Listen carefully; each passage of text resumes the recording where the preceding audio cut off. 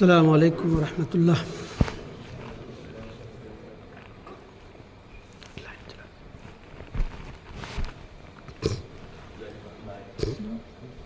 حاضرین جمعہ، آج کے خطبہ میں میرا موضوع ہے پڑوسی کے حقوق، ہمسایہ، نیبرہڈ۔ نبی اکرم صلی اللہ علیہ وسلم نے اس تعلق سے بہت ساری احادیث کا نزول فرمایا ہے، اور اللہ تبارک و تعالیٰ نے اپنے حق کے ساتھ پڑوسی کا ذکر فرمایا ہے، اور مسلمان کے لیے، ایماندار کے لیے یہ بھی فرمایا ہے کہ جو شخص مومن رہنا چاہتا ہے، ایماندار رہنا چاہتا ہے، جنت میں داخل ہونے کا امیدوار بننا چاہتا ہے، اسے چاہیے کہ وہ اپنے پڑوسی کی قدر کرے، اسے کسی بھی طرح سے تکلیف نہ دے۔ رب کریم نے فرمایا سورہ نساء آیت نمبر 36 میں، وَاعْبُدُوا اللَّهَ وَلَا تُشْرِكُوا بِهِ شَيْئًا وَبِالْوَالِدَيْنِ إِحْسَانًا وَبِذِي الْقُرْبَى وَالْيَتَامَى وَالْمَسَاكِينِ وَالْجَارِ ذِي الْقُرْبَى وَالْجَارِ الْجُنُبِ وَالصَّاحِبِ بِالْجَنبِ وَابْنِ السَّبِيلِ وَمَا مَلَكَتْ أَيْمَانُكُمْ، کہ اللہ تبارک و تعالیٰ نے یہ فیصلہ کر دیا ہے کہ وہ صرف میری عبادت کرے، اس کے ساتھ کسی کو شریک نہ ٹھہرائے، رب کے ساتھ کسی کو شریک نہ ٹھہرائے، والدین کے ساتھ بہتر سے بہتر سلوک کرے، اس کے ساتھ احسان کرے، اور والجار ذی القربى، اور پڑوسی کے ساتھ اور اقربا پڑوسی کے ساتھ، والجار ذی القربى والجار الجنوب، اور پڑوسی مسلمان کے ساتھ، والجار الجنوب والصاحب بالجنب، اور عام پڑوسی کے ساتھ بہتر سے بہتر سلوک کرے، احسان کرے، یتیموں مسکینوں کا خیال رکھے۔ حاضرین، نبی اکرم صلی اللہ علیہ وسلم نے اس پڑوسی کے اور ہمسایہ کے تعلق سے اس قدر حدیث کا نزول فرمائے، وہ بھی صحیح تمام صحاح ستہ کی کتابوں میں، اور بالخصوص بخاری اور مسلم میں اس قدر تفصیل سے ہے کہ آپ کو ایک دن میں یا 2 دن میں اس پر بیان نہیں کیا جا سکتا۔ فرمایا ما زال جبریل یوصینی بالجاری حتی ظننت انہ سیورثہ، رواہ البخاری۔ نبی اکرم صلی اللہ علیہ وسلم فرماتے ہیں کہ جبرائیل علیہ السلام ہمسایہ کے بارے میں مجھے وصیت اس قدر کرتے تھے، اس قدر بار بار کرتے تھے، بار بار آتے تھے، مجھے گمان ہونے لگا کہ کہیں انہیں وراثت میں بھی شاجی نہ قرار دیں، وراثت میں، ترکہ میں، ماں باپ کے چھوڑے ہوئے مال میں سے انہیں کہیں شریک نہ ٹھہرا دیں۔ ما زال جبریل یوصینی بالجاری حتی ظننت سیورث، مجھے گمان ہونے لگا کہ کہیں پڑوسی کو متروکہ مال میں سے ترکہ بھی نہ میں شامل نہ کر دیں۔ من کان یؤمن باللہ والیوم الآخر فلیکرم ضیفہ، بخاری و مسلم۔ جو اللہ اور آخرت کے دن پر ایمان رکھتا ہے اسے چاہیے کہ اپنے پڑوسی اور ہمسایہ کی عزت کرے، اس کی توقیر کرے۔ اسی طرح آگے دوسری حدیث میں کہا من کان یؤمن باللہ والیوم الآخر فلا یؤذی جارہ، یہ بھی بخاری و مسلم کی روایت ہے۔ جو اللہ اور آخرت پہ دن پر ایمان رکھتا ہے اسے چاہیے کہ ہمسایہ کو ایذا نہ دے، کسی طرح کی تکلیف نہ دے۔ اور پھر آگے کی حدیث اور بھی زیادہ اہمیت کا حامل ہے، اور وہ بھی متفق علیہ حدیث ہے، بخاری اور مسلم دونوں میں ہے، واللہ لا یؤمن واللہ لا یؤمن واللہ لا یؤمن فقیل له یا رسول اللہ هو یا رسول اللہ فقال الذي لا يؤمن جاره بوائقه، کہ اللہ کی قسم وہ مومن نہیں اللہ کی قسم وہ مومن نہیں، اللہ کی قسم وہ مومن نہیں۔ صحابہ کرام کے سامنے یہ حدیث بیان کی جا رہی ہے، صحابہ کانپ اٹھے، صحابہ کانپ گئے، اے اللہ کے رسول، یا رسول اللہ صلی اللہ علیہ وسلم کون وہ محروم شخص ہے، مرحوم شخص ہے جو مومن نہیں؟ ہم تو سب صحابہ کرام ہیں، آپ کے اشارے پہ جان دینے والے ہیں، آپ کی خوشنودی کے خاطر، اللہ کی خوشنودی کے خاطر اپنا کچھ وجود نہیں رکھتے، اور کون ہم میں سے مومن نہیں؟ ہم سے کہا کہ اللہ کی قسم مومن نہیں کہ جس کا پڑوسی اس کی شرارتوں سے محفوظ نہ رہے وہ مومن نہیں، اور اس میں کوئی قید نہیں کہ وہ آپ کا پڑوسی یا آپ کا رشتہ دار ہے، یا صرف مسلمان ہے، یا کوئی غیر مسلم ہے، دوست ہے یا دشمن ہے، اللہ کو ماننے والا ہے یا نہ ماننے والا ہے، یہودی ہے، عیسائی ہے، مسلمان ہے یا دہریہ ہے، کسی کو نہ ماننے والا۔ مومن کے لیے یہی کافی ہے کہ مومن کی شرارتوں سے اس کا پڑوسی محفوظ رہے۔ نبی اکرم صلی اللہ علیہ وسلم کی ایک حدیث ہے جسے امام احمد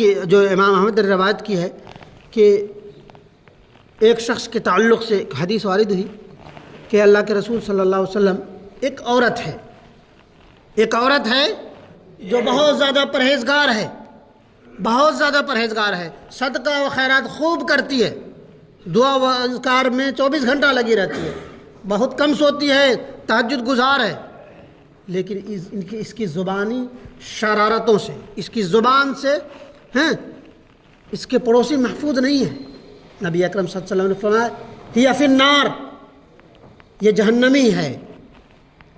اس کی نمازیں، اس کے روزے، اس کے صدقہ و خیرات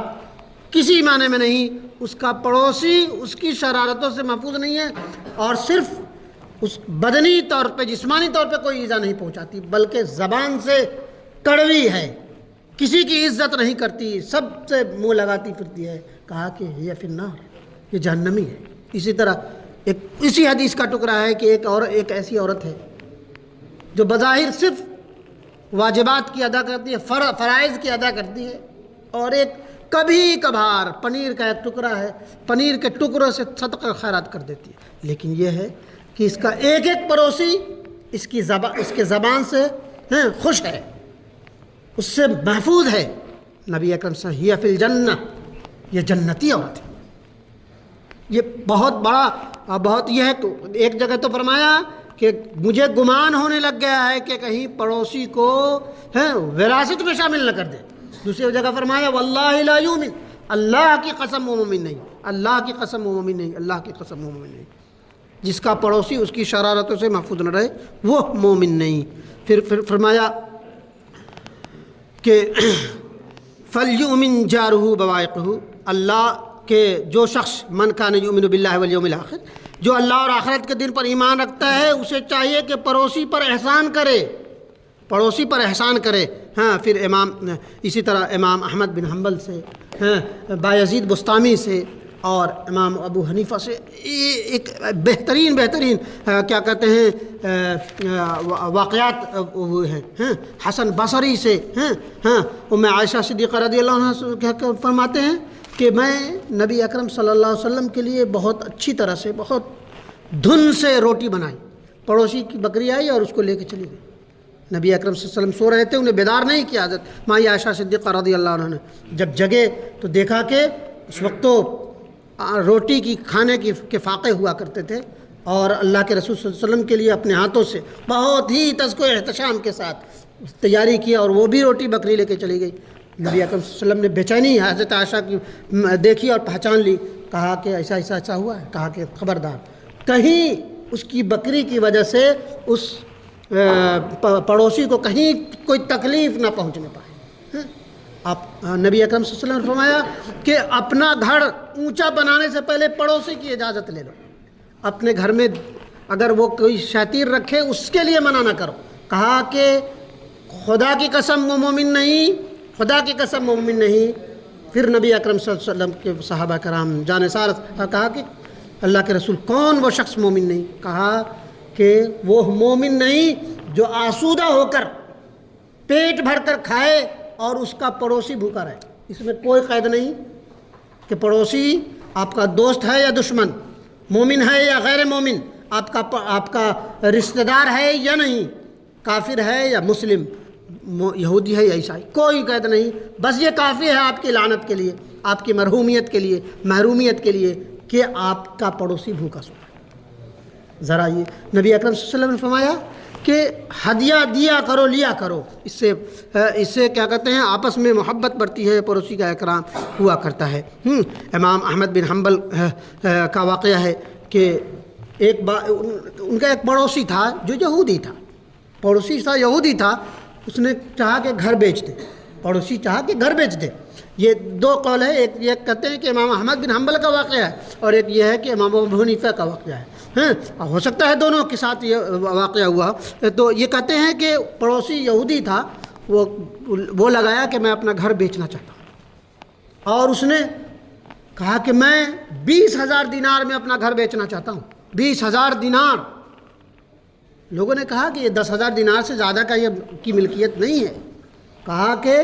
ایک تو 10,000 کی قیمت صرف اس لیے کہ یہ میری ملکیت 10,000 کی ہے، اور ایک امام احمد بن حنبل یا امام ابو حنیفہ کا پڑوسی ہونے کے ناطے کہ ایسا پڑوسی مل رہا ہے اس لیے 10,000 زیادہ۔ امام احمد بن حنبل یا امام ابو حنیفہ گئے اور اس رقم کو ادا کی اور اس مکان کو خرید لیا، اس قدر۔ اسی طرح ایک اور ہے امام بسطامی، بایزید بسطامی رضی اللہ عنہ سے ایک یہودی پڑوسی تھا، اس کے گھر میں ولادت ہوئی اور وہ کہیں اور سفر پہ تھا، اور دن ہو گئے، بچے رات بھر خوب چیخے، بڑے چلائے، حضرت بایزید بسطامی کو نیند نہیں آئی، صبح اس کے گھر پہ وہ پوچھا کہ بچے رو رہے ہیں، خیریت تو ہے، کیا بات ہے، کیوں ہوا؟ کہا کہ گھر میں ولادت ہوئی ہے، چراغ کے لیے، روشنی کے لیے تیل نہیں ہے، تاکہ بچے، ہو سکتا ہے کہ اس کی اصل وجہ تو نہیں معلوم، لیکن ہو سکتا ہے اندھیرا کی وجہ سے بچے رو رہے ہوں۔ جب تک کہ اس کا شوہر سفر سے نہیں آیا، آپ خود روزانہ چراغ سے، تیل سے بھرا ہوا چراغ لے کے جاتے تھے، اور اس کے غلاجات ختم ہو چکے تھے۔ آپ اس کے گھر کا اس قدر خیال رکھے، جب اس کا شوہر آیا دیکھا ڈرتے ہوئے کہ میں نے پورا اہتمام نہیں کیا تھا، گھر میں ولادت ہونے والی تھی، غلاجات کا بھی کوئی انتظام نہیں تھا، یہ تو آج شاید مر آ گئی ہوگی، گرتی ہے دیکھتے ہیں تو بچے بھی برونق شکل، صحت و استحکام کے ساتھ۔ کہا کہ ایسا کیا ماجرا ہے؟ کہا کہ ہمارے پڑوسی جو بسطامی صاحب ہے وہ ایسا کر گئے۔ وہ یہودی کہتا ہے کہ یا صاحب الفضیلہ، کہ آپ رحمت کی اس چادر میں مجھے ڈھانپ لیجئے جس رحمت کی چادر میں آپ ڈھپے ہوئے، یعنی مجھے کلمہ پڑھا دیجئے۔ یہ تھا ہمارا کردار۔ ہم اور اس طرح کے اور بھی، کعب بن مالک ہے، لا يدخل الجنة من كان جارہ بوائقہ، جس کا پڑوسی اس کی تکلیفوں سے خوف کھاتا ہے، وہ جنت کی امید نہ لگائے رکھے، وہ جنت میں نہیں جائے گا۔ اسی طرح حسن بصری رضی اللہ عنہ کا واقعہ ہے کہ اس کا جب حسن بصری رضی اللہ عنہ رحمہ اللہ کا انتقال ہونے لگا تو اپنے پڑوسی کو بلایا، اور اس پڑوسی یہودی پڑوسی ہے، ذرا گھر اونچائی پہ تھا، اور اس کی ساری غلاظت ان کے گھروں میں آیا کرتے تھے۔ حسن بصری کے گھر میں ایک عظیم ترین، عبقری ترین شخصیت، آپ نے کبھی اف تک نہیں کہا، بلایا اس کو، کہا کہ میں نے تو پڑوسی کا حق کما حق ادا کرنے کی کوشش کی ہے، غلاظت تو میرے گھروں میں آتا ہے، میں نے کبھی تمہیں شکایت تک نہیں کی ہے، لیکن ہو سکتا ہے کہ میری اولادیں تمہارے ساتھ وہ سلوک نہ کرے، تو میں پہلے ہی تم سے معافی مانگتا ہوں۔ یہ دیکھیے کتنا بڑا امتیاز، اور نیبرہڈ کا قدر خیال کہ غلاظت پھیلا رہا ہے لیکن اف تک نہیں کہا، اور مرتے وقت اس سے پہلے ہی معذرت حاصل کر لی کہ ہو سکتا ہے کہ میری اولاد یہ پڑوسی کا یہ حق ادا نہ کر پائے، تو لہذا میں پہلے ہی آپ سے وہ چاہتا ہوں۔ اور فرمایا قیامت کے روز یہ اور اس طرح کی اور بھی بہت ساری احادیث ہے۔ فرمایا کہ ایک پڑوسی، قیامت کے روز ایک ایسے پڑوسی کو بلایا جائے گا، جو اپنے ایک پڑوسی فریاد کرے گا کہ اللہ تبارک و تعالیٰ، اس پڑوسی نے میرے ساتھ خیانت کی ہے، یہ پڑوسی نے میرے ساتھ خیانت کی ہے، قسم کھائے گا، رب ذوالجلال کی قسم میں نے اس کے ساتھ کوئی خیانت نہیں کی، کوئی خیانت نہیں کی۔ اور وہ اس کا پڑوسی بھی کہے گا ہاں واقعی میں میرے ساتھ کوئی خیانت نہیں کی ہے، انہوں نے بڑا اچھا کیا، لیکن میں جب گناہ کرتا تھا، جب میں اچھا انسان نہیں تھا تو مجھے وصیت بھی نہیں کی، مجھے اچھی طرح کا حکم بھی نہیں دیا۔ کہا کہ یہ بھی پڑوسی کا حکم ہے کہ پڑوسی اگر بے راہ روی کا شکار ہے تو حکمت و موعظت کے ساتھ، اچھی نصیحت کے ساتھ، اچھے طریقے کے ساتھ اس کو روکنے کی بھی کوشش کرے۔ اسی طرح نبی اکرم صلی اللہ علیہ وسلم کے ساتھ اور بھی بہت سارے حدیث ہیں، یہاں سب کو اکٹھا کرنا ناممکن ہے۔ لیس المؤمن الذی یشعب وجارہ بوائقہ، یہ تو ہو گئی حدیث۔ اور اسی طرح اور بھی حدیث ہے کہ نبی اکرم صلی اللہ علیہ وسلم نے فرمایا کہ کل قیامت کے دن ایک ایسے پڑوسی کو بلایا جائے گا جو سب سے پہلے جو اپنے پڑوسی کا خیال نہیں رکھتا تھا۔ کہا کہ نبی اکرم صلی اللہ علیہ وسلم کی ایک اور حدیث ہے، ترغیب و ترہیب کی حدیث ہے کہ نبی اکرم صلی اللہ علیہ وسلم نے فرمایا کہ جو شخص پڑوسی کو ایذا دے تو گویا وہ مجھ کو ایذا دیتا ہے، مجھے تکلیف پہنچاتا ہے، اور جو مجھے تکلیف پہنچاتا ہے وہ اللہ کو تکلیف پہنچاتا ہے، اور جو اللہ کو اور اس کے رسول کو تکلیف پہنچائے۔ تو کہا کہ پڑوسی کی تکلیف اللہ اور اس کے رسول کی تکلیف کے ساتھ، اور جو شخص اپنے پڑوسی کے ساتھ اچھا سلوک کرتا ہے تو گویا وہ میرے ساتھ اچھا سلوک کرتا ہے، وہ میرے اللہ کے ساتھ اللہ اچھا سلوک کرتا ہے۔ پڑوسی کا حق اللہ تبارک و تعالیٰ نے اپنے حق کے ساتھ ادا کیا ہے۔ یہ اور اس طرح کے اور بھی بہت سارے حدیث ہے۔ رب کریم ہم سب کو بہتر سے بہتر پڑوسی ہونے کا وہ کرے، اور یہ اس کے لیے کوئی ضرورت نہیں کہ آپ کا پڑوسی بد کردار ہی کرے، آپ اپنے کردار سے اس پڑوسی کے دل جیتنے کی کوشش کریے۔ ایسا نہیں ہے کہ آپ جو دیکھتے ہیں مسلمانوں میں بھی بالخصوص، کبھی نالی کے لیے، کبھی دیوار کے لیے، کبھی نہ جانے کن کن چھوٹی چیزوں پہ وہ ہے، اور یہ ہمارا کردار۔ اور نبی اکرم صلی اللہ علیہ وسلم کی حدیث، لا واللہ لا یؤمن، واللہ لا یؤمن، واللہ لا یؤمن، خدا کی قسم وہ مومن نہیں، خدا کی قسم مومن نہیں، خدا کی قسم وہ مومن نہیں۔ اپنا کردار دیکھیے، ہمارا سلوک دیکھیے، اور نبی اکرم صلی اللہ علیہ وسلم کا حدیث کہ اللہ کی قسم مومن نہیں، اللہ کی قسم وہ مومن نہیں، اللہ کی قسم وہ مومن نہیں، جس کا پڑوسی اس کی شرارتوں سے محفوظ نہ رہے۔ کہ وہ شخص لا يدخل الجنت من خاف جارہ بوائقہ، وہ شخص جنت میں جانے کی امید چھوڑ دے، ترک کر دے، جس کا پڑوسی اس کی شرارتوں سے، اس کے خوف سے محفوظ نہ ہو۔ بہرحال اللہ تبارک و تعالی ہمیں اور آپ سب کو کرنے اور سننے سادہ عمل کی توفیق دے، آمین یا رب العالمین۔